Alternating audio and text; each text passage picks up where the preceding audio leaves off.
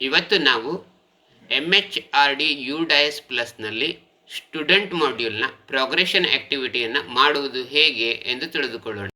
ಮೊದಲು ನೀವು web ಬ್ರೌಸರ್ನಲ್ಲಿ UDIS plus ಎಂದು ಟೈಪ್ ಮಾಡಿ. ಆ ರೀತಿ ಟೈಪ್ ಮಾಡಿದಾಗ ನಮಗೆ ಈ ಥರದ ಒಂದು ವೆಬ್ಸೈಟ್ ಲಭ್ಯವಾಗುತ್ತದೆ, udisplus.gov.in. ಇಲ್ಲಿ ನಾವು ಲಾಗಿನ್ ಫಾರ್ ಆಲ್ ಮಾಡ್ಯೂಲ್ ಮೇಲೆ ಕ್ಲಿಕ್ ಮಾಡಬೇಕು. ಲಾಗಿನ್ ಫಾರ್ ಆಲ್ ಮಾಡ್ಯೂಲ್ ಮೇಲೆ ಕ್ಲಿಕ್ ಮಾಡಿದಾಗ ನಮಗೆ ಇಲ್ಲಿ ಸ್ಟೂಡೆಂಟ್ ಮಾಡ್ಯೂಲ್ ಲಭ್ಯವಾಗುತ್ತದೆ. ಸ್ಟೂಡೆಂಟ್ ಮಾಡ್ಯೂಲನ್ನು ಲಭ್ಯವಾದ ನಂತರ ಅಲ್ಲಿ ನಮ್ಮ ರಾಜ್ಯವನ್ನು ಸೆಲೆಕ್ಟ್ ಮಾಡಬೇಕು. ಸೊ ನಾನು ಕರ್ನಾಟಕವನ್ನು ಸೆಲೆಕ್ಟ್ ಮಾಡ್ಕೊಳ್ತೇನೆ. ಇದಾದ ನಂತರ ಗೋ ಮೇಲೆ ಕ್ಲಿಕ್ ಮಾಡಿ. ಗೋ ಮೇಲೆ ಕ್ಲಿಕ್ ಮಾಡಿದಾಗ ನಮಗೆ ಈ ಥರ 2024-25 ಎಂದು ದೊರೆಯುತ್ತದೆ.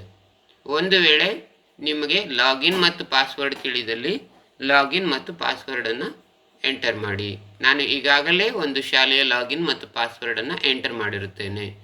ಪ್ರಮುಖವಾದ ಅಂಶ ಎಂದರೆ ಇಲ್ಲಿ ಅಕಾಡೆಮಿಕ್ ಇಯರ್ 2024-25 ಆರೆಂಜ್ ಕಲರ್ನಲ್ಲಿರುವಂತಹ ಒಂದು ಟ್ಯಾಪನ್ನು ಪ್ರೆಸ್ ಮಾಡಬೇಕು. ಈ ರೀತಿ ಪ್ರೆಸ್ ಮಾಡಿದಾಗ ನಮಗೆ ಈ ಥರದ ಒಂದು ವಿಂಡೋ ಓಪನ್ ಆಗುತ್ತದೆ. ಇಲ್ಲಿ ನಮಗೆ ಲೆಫ್ಟ್ ಸೈಡ್ನಲ್ಲಿ ಹಲವಾರು ರೀತಿಯ ಆಪ್ಷನ್ಸ್ಗಳು ಲಭ್ಯವಿದ್ದು, ಇದರಲ್ಲಿ ಮೊದಲನೇದಾಗಿ ಪ್ರೋಗ್ರೆಷನ್ ಆ್ಯಕ್ಟಿವಿಟಿ ಹೇಳುವುದನ್ನು ಮಾಡಬೇಕಾಗಿರೋದ್ರಿಂದ ನಿಮಗೆ ಇಲ್ಲಿ ಕೆಳಗೆ ಕಾಣಿಸುತ್ತಿರುವ ಪ್ರೋಗ್ರೆಷನ್ ಆ್ಯಕ್ಟಿವಿಟಿ ಮೇಲೆ ಮೊದಲು ಕ್ಲಿಕ್ ಮಾಡಬೇಕು. ಪ್ರೋಗ್ರೆಷನ್ ಆ್ಯಕ್ಟಿವಿಟಿ ಅಂದರೆ ವಿದ್ಯಾರ್ಥಿಗಳನ್ನು ಹಿಂದಿನ ವರ್ಷದಿಂದ ಅಂದರೆ 2023-24ನೇ ಸಾಲಿನಿಂದ ಈ ವರ್ಷ 2024-25ನೇ ಸಾಲಿಗೆ ತಾವು MHRD UDIS ಪ್ಲಸ್ನಲ್ಲಿ ಪ್ರಮೋಟ್ ಮಾಡುತ್ತಿದ್ದೀರಿ ಎಂದು. ಪ್ರೋಗ್ರೆಷನ್ ಆ್ಯಕ್ಟಿವಿಟಿ ಮೇಲೆ ಕ್ಲಿಕ್ ಮಾಡಿದಾಗ ಪ್ರೋಗ್ರೆಷನ್ ಮಾಡ್ಯೂಲ್ ದೊರೆಯುತ್ತದೆ. ಪ್ರೋಗ್ರೆಷನ್ ಮಾಡ್ಯೂಲ್ನಲ್ಲಿ ಗೋ ಮೇಲೆ ಕ್ಲಿಕ್ ಮಾಡಬೇಕು. ಈ ರೀತಿ ಕ್ಲಿಕ್ ಮಾಡಿದಾಗ ನಮಗೆ ಇಲ್ಲಿ ಕ್ಲಾಸ್ ಮತ್ತು ಸೆಕ್ಷನ್ ತೆರೆದುಕೊಳ್ಳುತ್ತದೆ. ನಾನು 7ನೇ ತರಗತಿಯನ್ನು ಹೀಗೆ ತೆಗೆದುಕೊಳ್ಳುತ್ತೇನೆ ಮತ್ತು ಸೆಕ್ಷನನ್ನು ಆಯ್ಕೆ ಮಾಡಿಕೊಂಡು ಗೋ ಮೇಲೆ ಕ್ಲಿಕ್ ಮಾಡುತ್ತೇನೆ. ಈ ಥರ ಕ್ಲಿಕ್ ಮಾಡಿದಾಗ ನಮಗೆ ಇಲ್ಲಿ ವಿದ್ಯಾರ್ಥಿಯ ಮಾಹಿತಿಗಳು ದೊರೆಯುತ್ತದೆ. ಮೊದಲನೇದಾಗಿ ಈ ಶಾಲೆಯವರು ಈಗಾಗಲೇ ಈ ಒಂದು ಪ್ರೋಗ್ರೆಷನ್ ಆ್ಯಕ್ಟಿವಿಟಿಯನ್ನು ಪೂರ್ಣಗೊಳಿಸಿರುತ್ತಾರೆ. ಆದರೆ ಪೂರ್ಣಗೊಳಿಸಬೇಕಾದರೆ ಏನೆಲ್ಲ ಮಾಡಬೇಕು ಎಂದರೆ ವಿದ್ಯಾರ್ಥಿಯ ಎದುರುಗಡೆಗೆ ಇರುವಂತಹ ಪ್ರೋಗ್ರೆಷನ್ ಸ್ಟೇಟಸ್ನಲ್ಲಿ ವಿದ್ಯಾರ್ಥಿ ಪಾಸಾಗಿದ್ದಲ್ಲಿ ಪಾಸ್ಡ್ ವಿತ್ ಎಕ್ಸಾಮಿನೇಷನ್ ಅಂತ ಕೊಡಬೇಕು. ಒಂದು ವೇಳೆ ವಿದ್ಯಾರ್ಥಿ ಅನುತ್ತೀರ್ಣಗೊಂಡಿದ್ದರೆ ಫೇಲ್ ಎಂದು ಕೊಡಬೇಕು. ಈಗ ನಾನು ಒಂದು ತರಗತಿಯ ಪ್ರೋಗ್ರೆಷನ್ ಆ್ಯಕ್ಟಿವಿಟಿಯನ್ನು ಯಾವ ರೀತಿಯಾಗಿ ಮಾಡೋದು ಅಂತ ತಿಳಿಸಿಕೊಡುತ್ತೇನೆ. ಈ ಶಾಲೆಯ 8ನೇ ತರಗತಿಯ ಎ ಸೆಕ್ಷನ್ನ ಪ್ರೋಗ್ರೆಷನ್ ಆ್ಯಕ್ಟಿವಿಟಿ ಇನ್ನೂ ಆಗಿರುವುದಿಲ್ಲ. ಸೊ ಇಲ್ಲಿ ವಿದ್ಯಾರ್ಥಿಗಳ ಹೆಸರಿನ ಮುಂದೆ ಪ್ರೋಗ್ರೆಷನ್ ಸ್ಟೇಟಸ್ ಇರುತ್ತದೆ.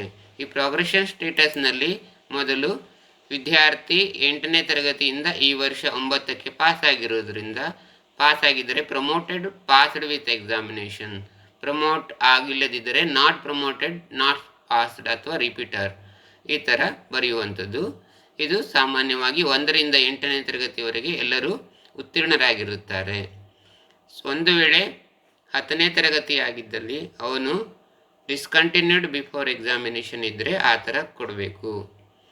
ಈಗ ವಿದ್ಯಾರ್ಥಿ passed with promoted or passed with examination ಕೊಟ್ಟ ನಂತರ ವಿದ್ಯಾರ್ಥಿಯ ಪರ್ಸೆಂಟೇಜನ್ನು 2023-24ನೇ ಸಾಲಿನ ಪರ್ಸೆಂಟೇಜನ್ನು ಎಂಟರ್ ಮಾಡಬೇಕು.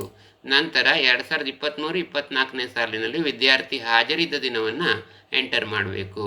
ನಂತರದಲ್ಲಿ ವಿದ್ಯಾರ್ಥಿ, ಇದು ಬಹಳ ಮುಖ್ಯವಾಗಿದ್ದು, ಈ ವರ್ಷ ಆ ವಿದ್ಯಾರ್ಥಿ ಕಳೆದ ಸಾಲಿನಲ್ಲಿ 8ನೇ ತರಗತಿಯಲ್ಲಿರುವ ವಿದ್ಯಾರ್ಥಿ ಈ ವರ್ಷ 9ನೇ ತರಗತಿಗೆ ಬಂದಾಗ ಅವನು ನಿಮ್ಮ ಶಾಲೆಯಲ್ಲಿಯೇ ಒಂದು ವ್ಯಾಸಂಗವನ್ನು ಮುಂದುವರಿಸುತ್ತಿದ್ದರೆ studying in the same school ಅಂತ ಕೊಡಬೇಕು.